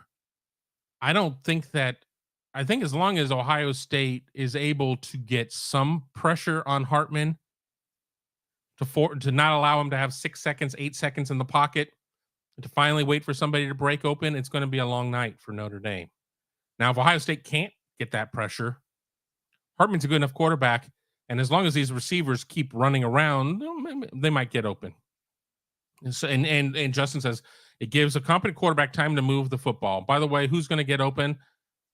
I saw a lot of receivers running wide open against OSU last year. Was it a case of, were they open, but there were throws that weren't going to be able to be made because they were like long throws across the field, across body? I mean, I have not gone back and watched that game in a while. I have it on the hard drive. I could probably sit down and watch it later today if I wanted to. I don't. It's Friday. I just think that Justin sees the issues that Ohio State had against Michigan and is extrapolating that is going to happen against Notre Dame. Ohio State had 5 bad plays against Michigan last year. All 5 of them count. Ohio State lost the game. Not here to deny the outcome. I'm not here to say that didn't happen. But for 55 plays, I don't know how many plays Ohio State played on defense. Let's just say it's 60 for argument's sake. For 55 plays, Ohio State played just fine. Are we saying that Notre Dame is more talented than last year's Michigan team? I'm going to take Sam Hartman over J.J. McCarthy at quarterback. Absolutely. I think it stops there. I don't think that there's any other position group on Notre Dame that I take over Michigan's. I just don't.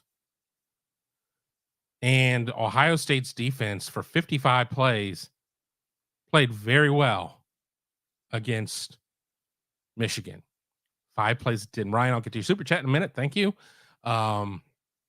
So I just really don't see a scenario of where this Notre Dame team is dripping with talent. And Justin, I'll get to your comment here in a second, but let me get to the super chat because them's the rules. Super chats go to the head of the line. Hey, Kev, go Buckeyes. Seriously, is there anywhere OSU struggles against Notre Dame? I think that the biggest concern is that Ohio State's offensive line, as Justin brought up in terms of this matchup, and as others had brought up just in terms of overall issues. It is an offensive line that is going to have 3 new starters. center, and both tackles. And even if Josh Simmons takes one of the tackle positions, he is a new starter at Ohio State. He may have started at San Diego State. San Diego State ain't Ohio State in terms of what the competition is going to be. If Notre Dame is able to speed up a young quarterback and not allow him to let plays develop, Ohio State's not able to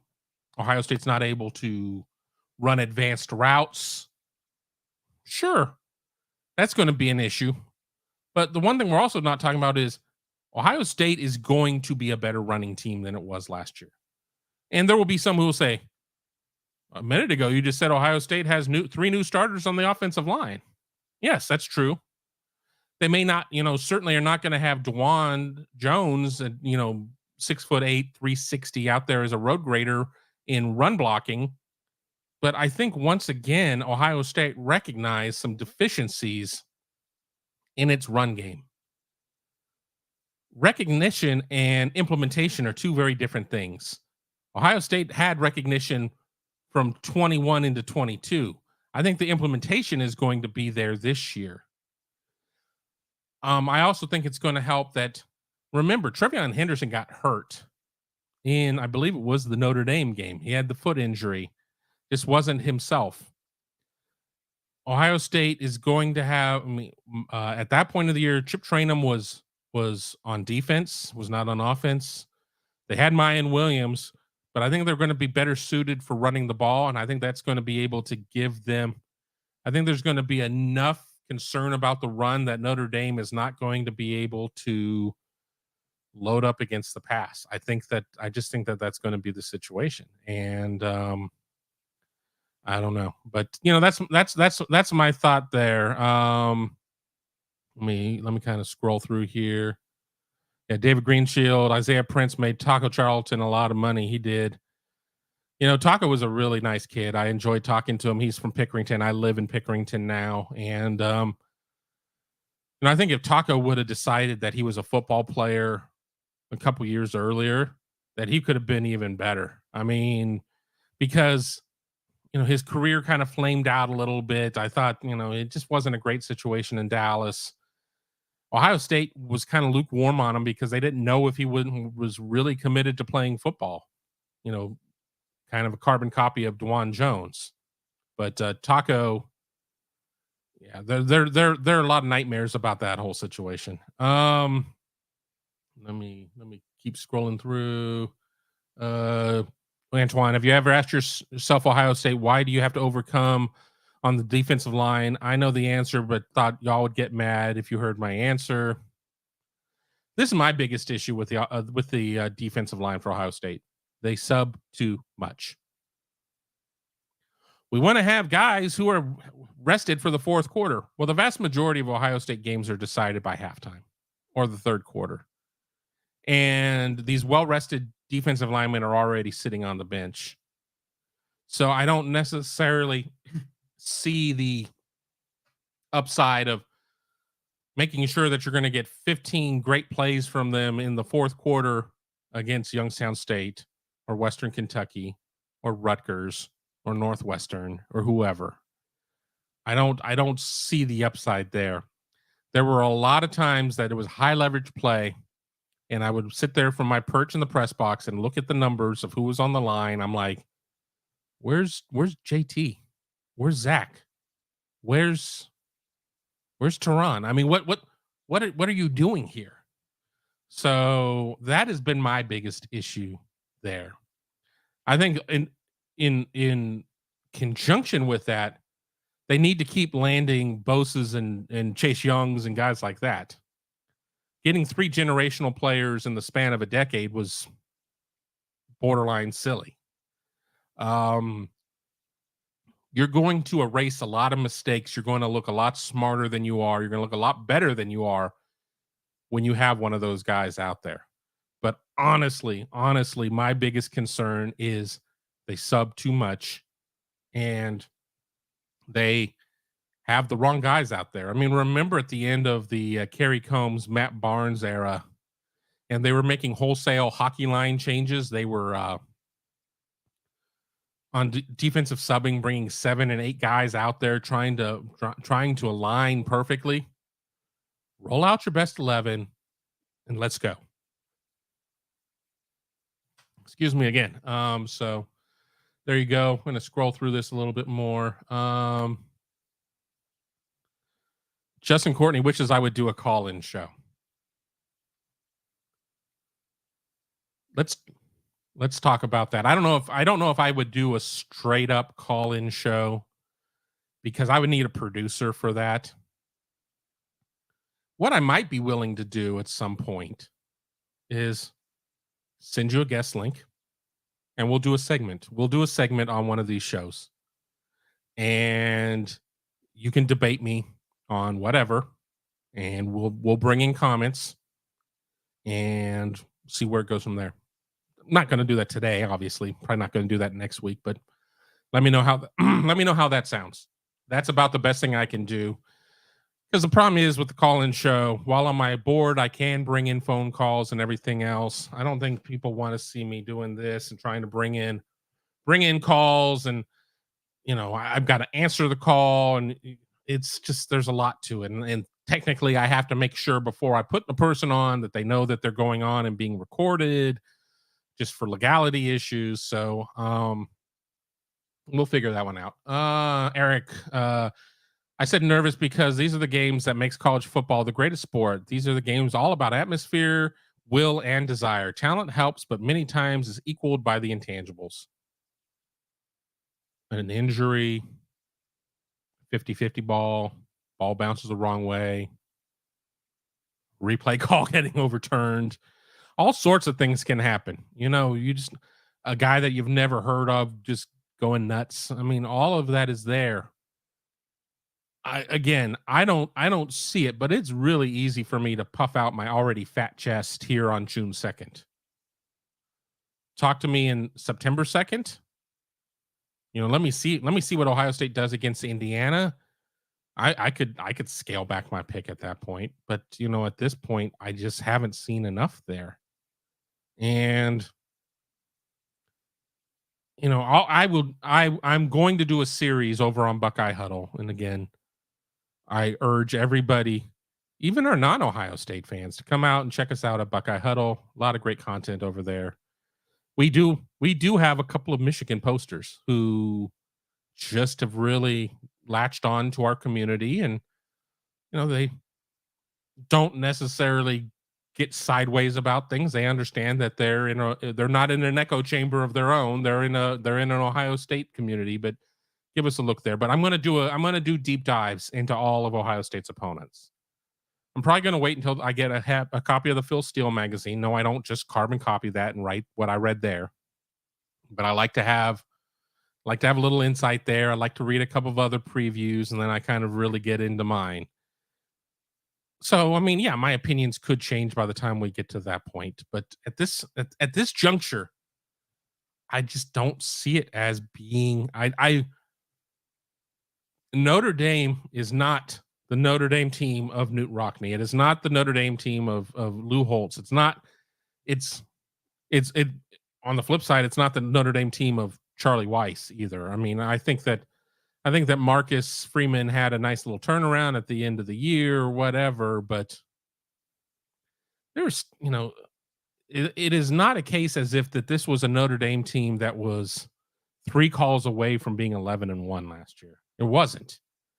I would feel a lot differently if it's a team of, oh God, they got snake bit. They got screwed. If things would have gone right for them just a little bit more, this is a team that's in the playoff. It wasn't. And again, as I said, I think the departure of Tommy Rees is an addition, because I don't like the Tommy Rees offense, but I'm not necessarily convinced. I mean, at the end of the day, Marcus Freeman is the head coach, and he's going to make a lot of calls on what's going to happen. He's a defensive guy, so you got to trust your OC. But I don't see what Notre Dame does well is what Ohio State is good at defending. And last year, most of their success came with their big fullback busting it up the gut. Yeah, I think he scored a touchdown against Ohio State, the lone touchdown against Ohio State, if I remember right. I don't see him doing that twice or thrice. I just don't see that happening. If Sam Hartman is truly the difference maker and Notre Dame comes away with this game, I will write a Sam Hartman for Heisman piece right there out of week 4. But until I see it, I don't believe it. So, that's kind of where I'm at right now. Let me make sure I don't have any missing super chats. We're going to decelerate here. We're at an hour 50. I'll take it to 2 hours. I want to thank everybody who's been part of the show so far. Again, I didn't really promote it that well. I need to get better at that. But we pretty much held our audience for the entirety of the show. Let me get there. That was Justin saying that he'd like to have a back and forth. We'll see. My email, and this is for anybody who wants to have it, is, I'll give you my old email, but it still works. I'm going to put it up here on the board. Hold on. Is Kevin@BuckeyeGrove.com. I check that email on the regular. That is the best way to get in touch with me. Of course, you can try and get me on Twitter or places like that. But if you have questions, if you have topics that you would like me to bring up on the next show, suggestions, that's the place to get me, Kevin@BuckeyeGrove.com. Yes, Buckeye Grove has been shuttered, but I still get the emails. Let's see there. What else do we have? Antoine, I don't know about y'all getting edge rushers. Michigan is strategically going after every one of them, even some of your recruits. Yeah, all right, I'll ask you, Antoine. What is the feeling up there about the corners, the Ohio corners, Aaron Scott and Bryce West? Because I know that as of a month ago, one of your insiders up there was tooting the horn of saying how they were going to land one, both of them, or whatever. Now everybody's kind of backed off of that. Ohio State and Michigan don't really recruit the same guys. I mean, there are some, but they don't. And it's weird how that has been. That's kind of been under Harbaugh. And then even under Rich Rod, maybe to a certain extent. When Lloyd was there, I mean, Ohio State and Michigan recruited the same guys all the time. And it's not a case of Ohio State going more national, so therefore it's not happening. Michigan just is not recruiting Ohio the way it did under like Lloyd Carr. I mean, yes, I know Rod Moore is from Ohio, and, that's proven to be a hell of a get. 3-star guy, under-recruited. Michigan saw something in him, and he's played beyond his stars. I mean, I have 2 eyes, 4 if you count my glasses. I know what I've seen.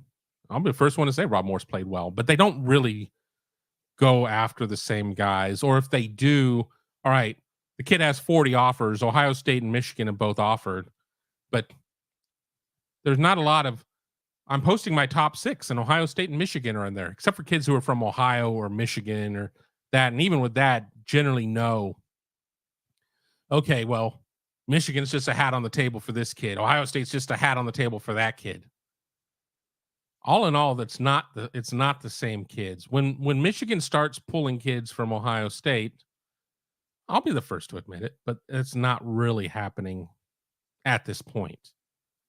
And Ohio State, will go up into the state of Michigan. There's Bryce Underwood, the quarterback, who is amazing. Saw him at a camp.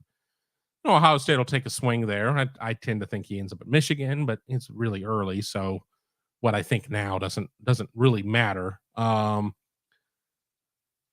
be interested in there. Troy V, I would get 3 strikes from YouTube if I did a call-in show due to explicit language from me. Yeah, that's a concern. Not me. I mean, I've already cussed up a storm in this one. As much as I'm willing to do on a show, I don't want to be labeled non-family friendly or anything like that. But you do have to have a good amount of trust and faith in anybody that you put on.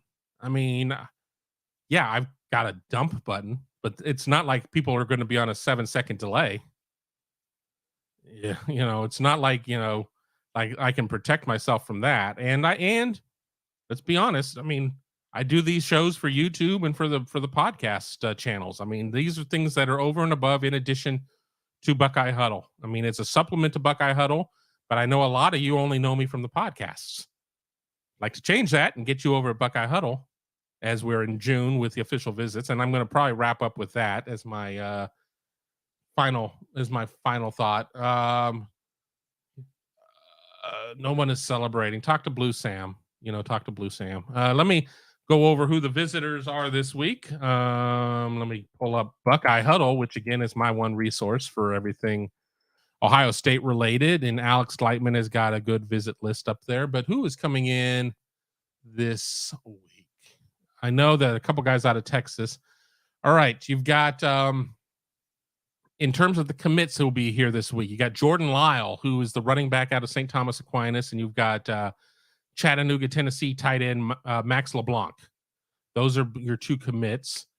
Coming from St. Thomas Aquinas as well as linebacker Nicholas Rodriguez, who I really like a lot, but you kind of have to see how many linebackers are they going to take? Who are they sold on? I don't know if Nicholas could commit today. I think Ohio State will know by the end of June. Nicholas is 6'1". I think he's up to 215. We wrote a story on him and had him at 190. And he messaged me. He's like, I hate to bother you, but I'm 215 now. So, really good looking kid there. They've got wide receiver Elijah Moore, who's supposed to be doing an official. Now, that's one that is going to get a lot of people's attention. They're 6'4", 190 receiver out of Maryland. A lot of people think that Jeremiah McClellan will be the third and final receiver in this class, short of maybe somehow landing JoJo Trader. I'll be interested in that one. Daniel Cruz, a 2024 offensive lineman. He's out of the state of Texas. He is, a lot of people think that he's going to stay home. He's from North Richland Hills, which is the Dallas-Fort Worth Metroplex. But, Ohio State is certainly getting its opportunity with him. I think the biggest name for me in terms of none of uncommitted kids is going to be Nigel Smith. And he's out of Melissa, Texas, and he is a 6'5", 260 defensive lineman. I think if Ohio State is able to knock this one out of the park, that's going to be really telling. He's going to be taking visits to Ohio State, Oklahoma, Penn State, Texas A&M, and Texas. I only see one prediction in for him in terms of Oklahoma, and I'm sure that's probably from a Homer Oklahoma guy. I do not have a read on that one. And then the last name of who's going to be in is Dominic McKinley, a defensive lineman out of Lafayette, Louisiana, which is over in the heel part of the state. So not over by New Orleans, but closer to like Texas. My wife actually is from that part of the state, so I know that part of the state well. He is a 5-star. That is a big name. I think that it's a big concern that he is going to stay in the South, though. He maintains that he's got interest in Ohio State. So you hit a home run here and you kind of see, but I wouldn't necessarily feel there. But in terms of priority, I think Nigel Smith is your main guy in this class. And if you want to read about how things are going, you can get all that information at BuckeyeHuddle.com. I'm there, Tom's there, Tony's there, Mark and Alex and all of our analysts. It is a great collection of writers, all with years and years and years of experience in this industry. A great community that goes from coast to coast and beyond. We've got posters who are expats overseas. It is a really good time, but I'm telling you, give it a look, give it a shot. I mean, we're here in recruiting season. If that's your jam, now's the time to get on board because we're going to have a lot of recruiting coverage. And even if it's not, you have constant access to sit there and send me great messages on our message board, or if you're Jordan Kapler, hateful ones. But I'm going to sit there and parrot what Antoine Johnson says, that I should do more shows. I know the biggest concern I have is I feel like in the morning, I don't have anything to talk about. And then we talk for 2 hours. I'm like, wow, that was easy. And then wash, rinse, repeat. 3 days from now, I'll think about doing a show. It's like, I don't have anything interesting to talk about, but that is the goal, especially here in the doldrums of summer, doing more shows and complimenting what we're doing over at BuckeyeHuddle.com. I'm trying to stretch 40 more seconds so I can hit the 2-hour mark, which is important to me. Ryan Dawes saying, go live, you coward. Whoops, that's Sage, Ohio right there, but I'll get to Sage in a second. Go live, you cowards. We went live from the Woody after the Tuesday coaches press conferences, and we're going live right now. Sage, Ohio saying hello. How you doing, Sage? Again, I need to do a better job of promoting the show. Mika Hanna, why does On3 keep pushing the narrative that JJ Smith and Air are going to flip? Subscriptions, subscriptions, subscriptions. Ain't nobody going to read about a kid who is locked in and committed. I'm not saying that anybody is necessarily making up quotes, but I am going to sit there and say that it's all about how you frame questions and you frame quotes. And that's what that is. I feel, I feel pretty confident in, I certainly feel extremely confident in Air going to Ohio State. And I feel really confident in JJ. I think people would feel more confident if he would stop taking the visits, but that is modern recruiting. If you can't handle that, then I suggest a bottle of Pepto, because that's just where recruiting is. And Jordan says that his hateful comments are not hate if it's the truth.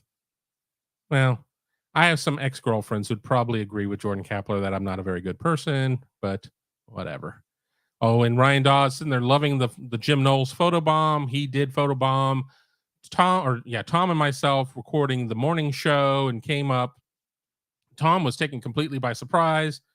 Me, being the great athlete that I am, had my head on a swivel and caught him out of my peripheral and saw him coming up. But that was a fun moment for sure. But we've gone 2 hours here on a Friday.